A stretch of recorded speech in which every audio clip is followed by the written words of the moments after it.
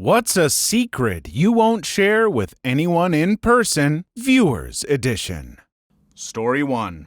Mine is that I can't bow down to anyone. I literally can't handle it. I'm so oppositional and defiant when pushed. I grew up seeing a lot of bad people acting really badly, giving in to their worst impulses. I've seen my mom get hit a lot from a young age. I remember getting off the school bus at like 5 years old in time to see my bio dad belt her a good one across the face. I was so young, but I felt white-hot rage, and even in my shock, I ran at him and started beating on his stomach with my little fist because that's as high as I could reach and screaming, "Don't hit my mom!" Nothing ever changed. She dated bad men and left a mark on me. I just can't be a weak woman like her. I can't handle it. I remember at 16, I had just started driving a car. She called me from a bar where she was with her loser boyfriend who had been knocking her down all night, and no one would help her because he was tough and scary. She needed me to sneak her out when she pretended to go to the bathroom. I went and picked her up. I drove back, that same burning rage in my soul. I walked in and tapped on his shoulder while he sat at the bar counter. He turned around and I punched him as hard as I could in the face and yelled, "Don't hit my mom." Then I left and went home. And when he came home mad as hell and shoved me around, I called the police while she cried and begged me not to get him in trouble. I did it anyway. And I ran my mouth at him, telling him what a piece of crap that he was while waiting for them to arrive, to the point that he was going to hit me. I looked him dead in my eye and said, "Go ahead. Do you hear those sirens? They are coming for you. I called the police in my room, and if she won't press charges on you, then I will. So go ahead and make my case for me. I'm underage. You aren't. Go ahead and hit a kid that isn't yours and see what happens to you. I dare you."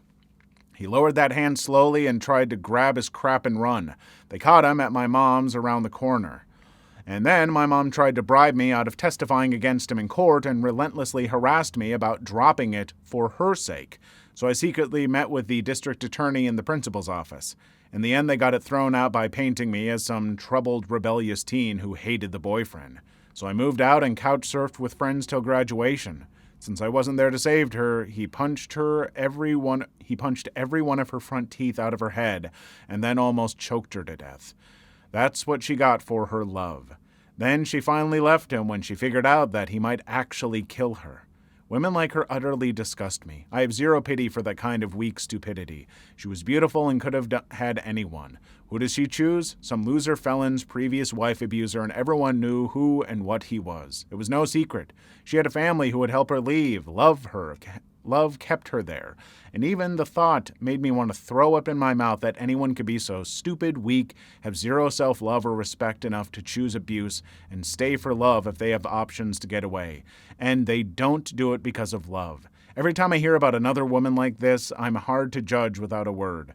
It's the ultimate in pathetic to me. It disgusts me to no end. It's not PC to feel that way, and I don't care one iota who doesn't like it. I can't help the way I feel after a childhood of crap. For F's sake, pick a better man. It can be done. They are out there. I sure as hell did that myself. My husband is an absolute teddy bear of a man, and he would not hurt a woman ever. He wouldn't dream of it. I'll start by saying, I think it's good that you don't take that crap. I think that you sound like a very strong and passionate woman, and I think that's great. I think you should be. I think you shouldn't take any of this kind of crap lying down, and the stuff that you did with the boyfriend and tried to do in court and all that stuff. I fully support it. The one thing that I'll say in your mom's defense is a lot of women who end up in these situations essentially have gone through kind of like brainwashing. They are victims. And we might kind of look down and be like, why don't they just leave? But this is the mind of someone who is kind of strangled by abuse. I know this because my stepmother has worked with victims of domestic violence, stuff like that. But you really see some of them as they're recovering. This is not a person who's necessarily stayed because of love.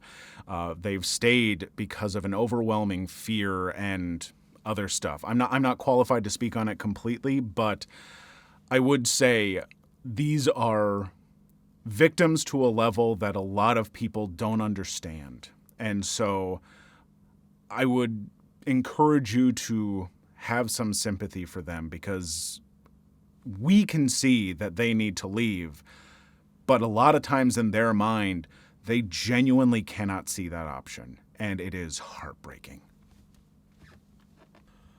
Story 2. I got the mother of all stories for this. I wasn't always a good kid, had anger issues when I was 7 to 10, and it got bad enough to be sent to a group home. I've lived in California of the States my whole life. I'll spare the details as we'll be here for days otherwise, but needless to say, the people running the house I stayed in were psychologically and mentally abusive just about every way possible. The school wasn't much better. You step out of line in the slightest, they stick you in a concrete room that was just designated for violent tantrums and left there in isolation for a few hours. You were expected to just sit in your seat and never speak unless spoken to, and even then you were supposed to just give an answer and nothing else. I found out from overhearing the caretakers that the idea was to break us down and shape us into people who just follow orders without question. Mindless cogs in the machine, they say. You may be wondering how they got away with this. They drilled it into our heads to shut our mouths around anyone in a position of authority and do as we're told. The best way to compare how we were treated is essentially akin to brainwashing / non-physical torture. I am serious. I've only ever told 2 people, both of them my best friends, that talked me down from ending it all. Enough said about that. The secret, and they literally compared it to the most infamous Nazi concentration camp, I have no idea how to spell it, in history. It was that bad. I asked them if they could tell my mom all of this for me, hadn't really shaken the condition from that place at that point, and even provided an audio recording that I indeed had asked them to do this. Not sure what she did with this information, but it was 6 years ago, so it was too late to take any legal action. The reason they never put their hands on us was that it'd leave evidence and unravel everything. I have no idea what became of that place, but I still have PTSD. If directed at me, I get defensive and start to verbally fight back like a cornered animal. If I'm just in the area, I start to panic and have to use all of my willpower to avoid breaking down. Whenever someone starts yelling near / at me to this day. I spent 2 years there until my mom pulled me out because she felt something was wrong. I'm now 24 and only now started talking about it with the 3 people that I know to this day. I refuse to see a shrink about this because the ones that were in it and that made me paranoid about them to this day. I'm doing much better now, though. I can't even imagine what that's like. I genuinely don't know, but from what you've described here, that sounds incredibly traumatic to go through. And I know I'm definitely a huge advocate for therapy, and I hope one day you can find a therapist that you can trust and confide in, because I personally believe it might help, but I absolutely understand your hesitation after what you went through. That is awful, but I am glad to hear that you're doing better, and I hope that you keep just doing better and better. Story 3. I have all those chronic illnesses plus chronic fatigue syndrome and post-exertional malaise so bad that I cannot go to school. What is worse is that I recently contracted every chronic illness and mental disorder except anxiety in the last year. Prior to my first year of high school, I was near the top of my class in every subject and had a group of friends who I enjoyed hanging out with. Other than my family, pets, friends, and grades, because of my generalized anxiety disorder, my first robotics competition, FRC team, was the thing that mattered most to me in the world. Last year, I put hundreds of hours designing and building a robot with my 7 teammates. The average size of a team in FRC is 25, and some have 80 people. And we managed to get to districts, which required being top 40 out of the 123 teams in our district. I was elated. This year, however, with my chronic illness, I made it to 1 meeting of the 24 over the 6-week build period. I'm crushed. I miss the challenge of robotics, the excitement of competitions that we put hundreds of hours into preparing for, and most of all, I miss my teammates, my friends. Also, I may or may not have a massive crush on one of my friends, but throughout our years of knowing each other, I'm too chicken to ask her out. She's almost 3 years older than me, and if she thinks that is weird, I'm worried that our friendship could get awkward, and that is the last thing I want. But what differentiates my situation from that of the person in Answer 55 is that my parents and younger sister have supported me through all of it. I've had some tough times with my depression throughout all of this, but my family is so supportive and loving, and I want to say to the writer of Story 55, in many ways, I feel you and understand your struggles more than anyone, but in others, I can hardly imagine, and I pray for you that your situation with your family will improve.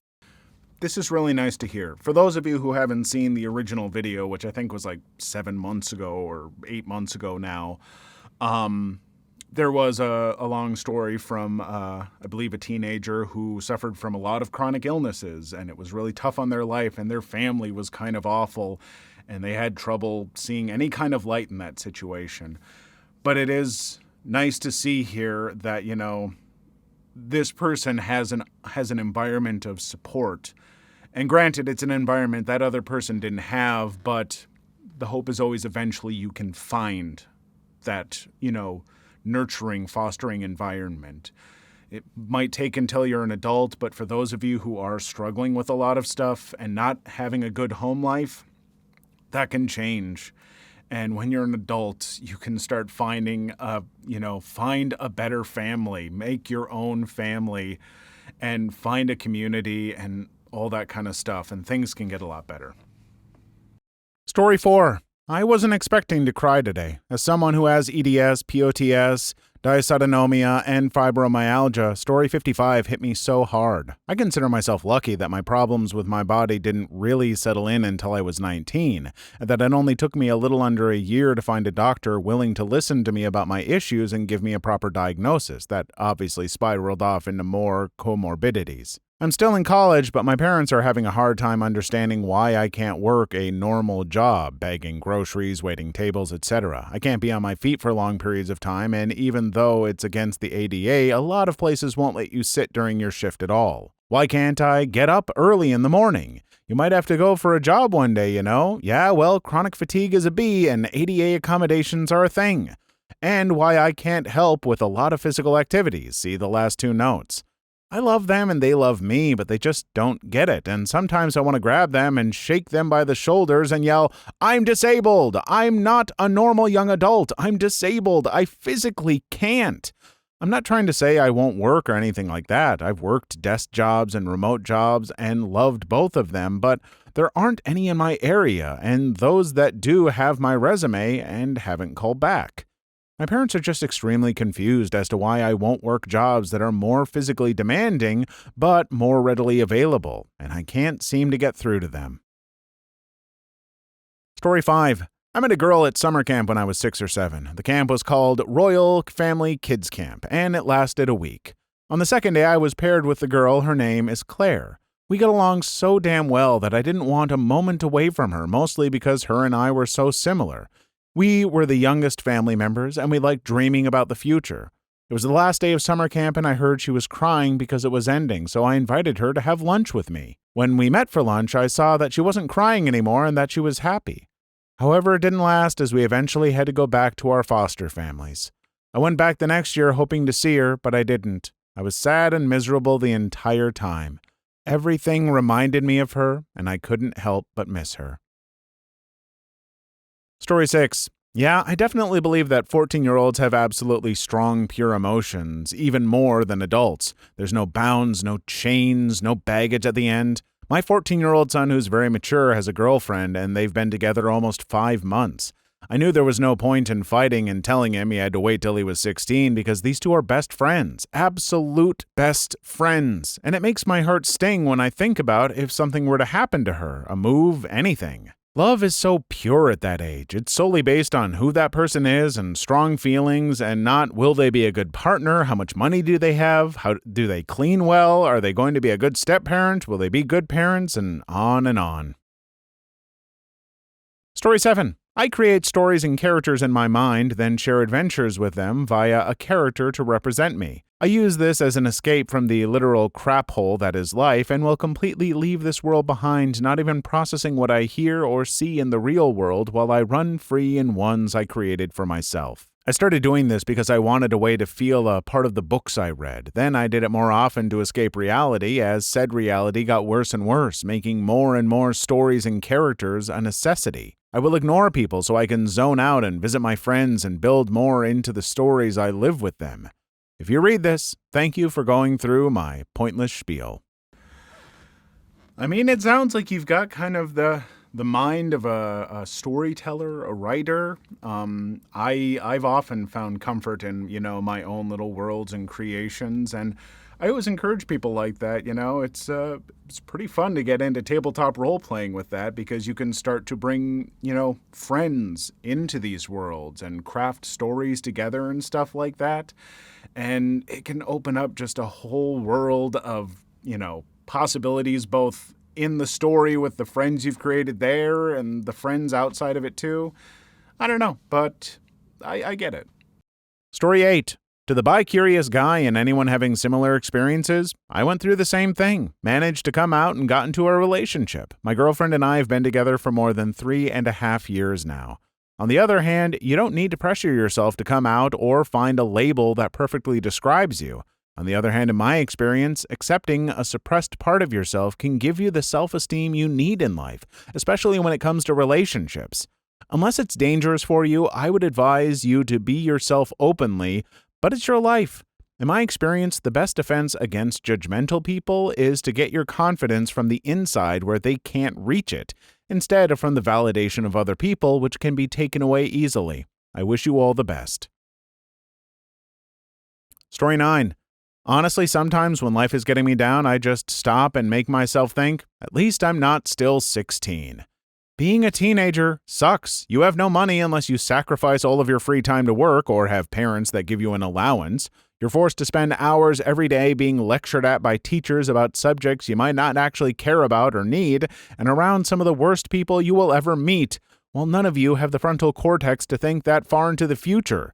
When I was a teen, I had major physical and psychological issues that were ignored because I was too young to have that problem, and was left unmedicated for the problems I had, by some miracle, actually been diagnosed with. My parents both sucked in very different ways, emotionally abusive versus horribly neglectful, and constantly tried to ruin my friendships while writing me so hard about grades that were only bad because, again, I was being actively ignored about my medical problems. I could have an A in the class, but Mom would still go through each of my assignments and make me justify why I didn't get a perfect score.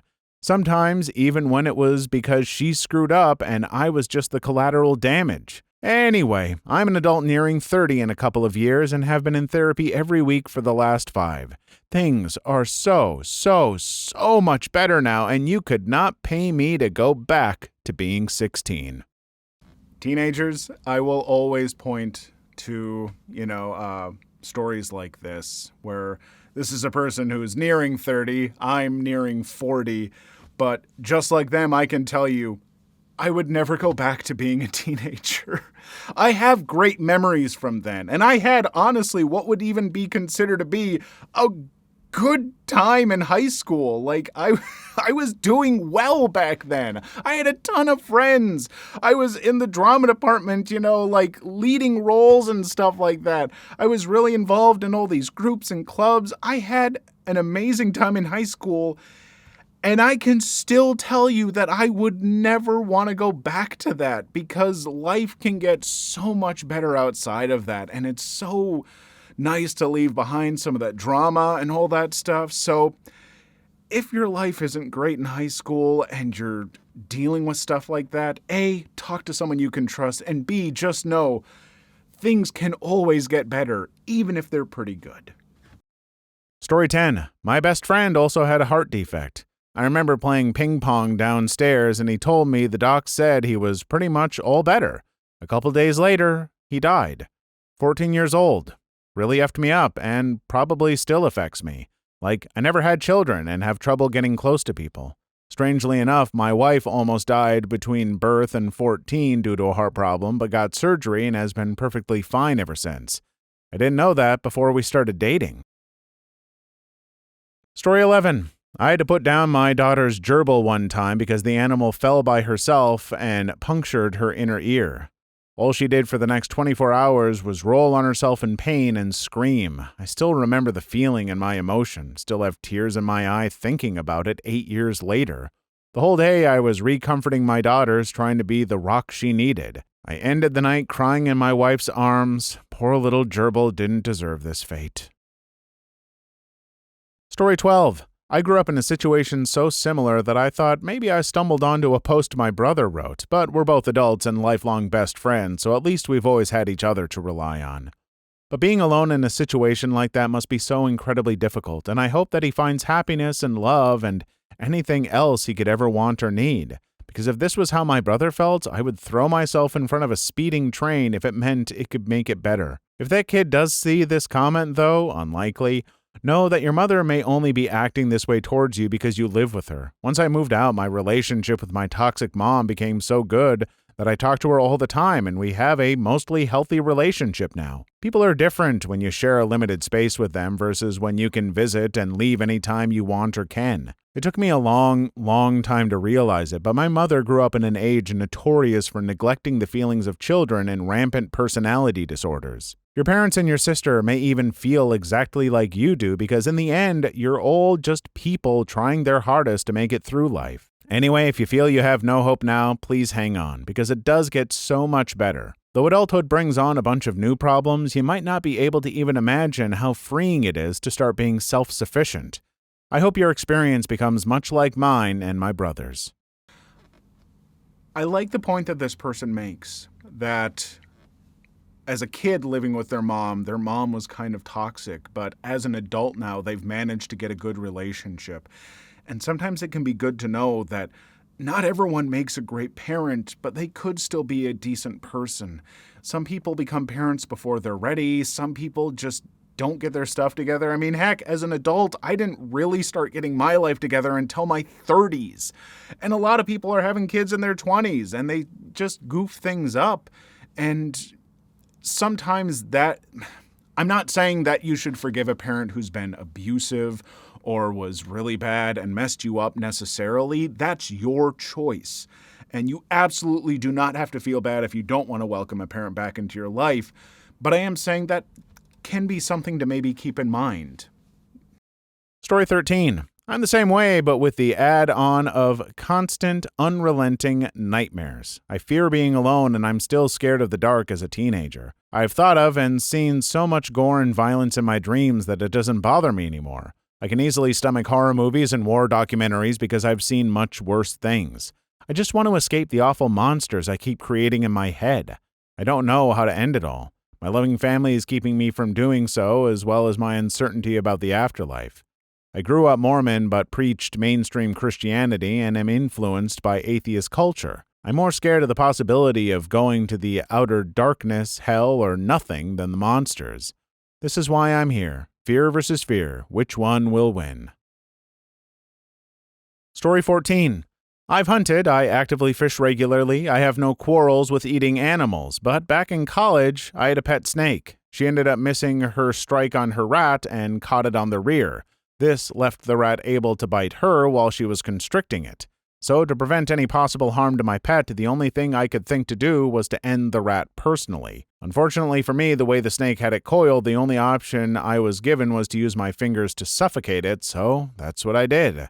That was around 7-ish years ago. I can still see the look on the rat's face as it died in my fingers. I too cried after the fact.